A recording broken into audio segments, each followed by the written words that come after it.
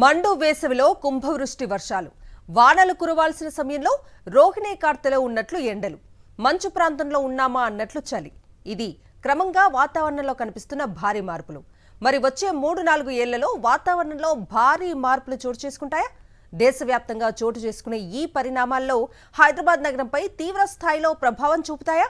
భాగ్యనగరంపై వాతావరణ మార్పు ప్రభావం ఎలా ఉండనుంది? Was the story. ప్రపంచవ్యాప్తంగా క్లైమేట్ చేంజ్ ప్రభావం ఇప్పటికే మొదలైంది. పలు దేశాలు అకాల వర్షాలు, వరదలు, అధిక వేడితో అతలాకుతలమవుతున్నాయి. వాతావరణ మార్పులపై పలు సంస్థలు ఎప్పటికప్పుడు ప్రజలపై, ఆయా దేశాలపై పడే ప్రభావంపై అంచనాలు వేసి నివేదికలను విడుదల చేస్తూ అప్రమత్తం చేస్తున్నాయి. తాజాగా environmental systems research institute, infrastructure professional enterprise సంస్థలు సంయుక్తంగా weathering the smart managing monsoon in a warming climate రిపోర్ట్లో పలు అంశాలు బయటికి వచ్చాయి. 2030 వరకు హైదరాబాద్తో పాటు ముంబై, ఢిల్లీ, చెన్నై నగరాలతో పాటు పాట్నా, సూరత్, భువనేశ్వర్ పట్టణాల్లో తీవ్రమైన వాతావరణ మార్పులు ఉంటాయని నివేదిక చెబుతుంది. ఓజోన్ పొర క్షీణించడం, రెండవది వేడెక్కుతున్నటువంటి భూమండలం, భూతాపం పెరుగుతుంది.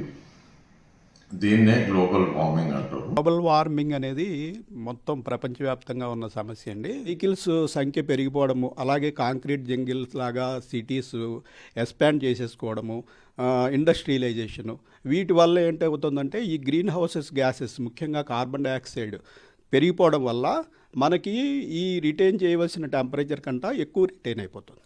దీనివల్ల ఏమవుతుందంటే మనకి వాతావరణం అనుకోని మార్పులకి గురవుతుంది.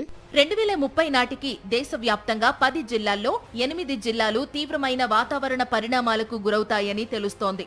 అత్యంత వేగంగా చోటు చేసుకుంటున్న వాతావరణ మార్పుల ప్రభావం తెలంగాణపై పడబోతోందని ఇప్పటికే పలు నివేదికలు స్పష్టం చేస్తున్నాయి. ఇక దేశంలోని పలు నగరాలతో పాటు హైదరాబాద్లో ప్రస్తుతం ఉన్న వేడి కంటే 2030 నాటికి 43% పెరిగే అవకాశం ఉంటే, ప్రస్తుతం ఉన్న వేడి కంటే సుమారుగా డబుల్ హీట్ అయ్యే ఛాన్స్ ఉన్నట్టు అంచనాలు చెబుతున్నాయి. ఇక ఇప్పటికే క్లైమేట్ చేంజ్ తో హైదరాబాద్ నగరంలో అధిక వేడి, తీవ్రమైన వడగాల్పులు, అకాల వర్షాల ప్రభావం ఉంది.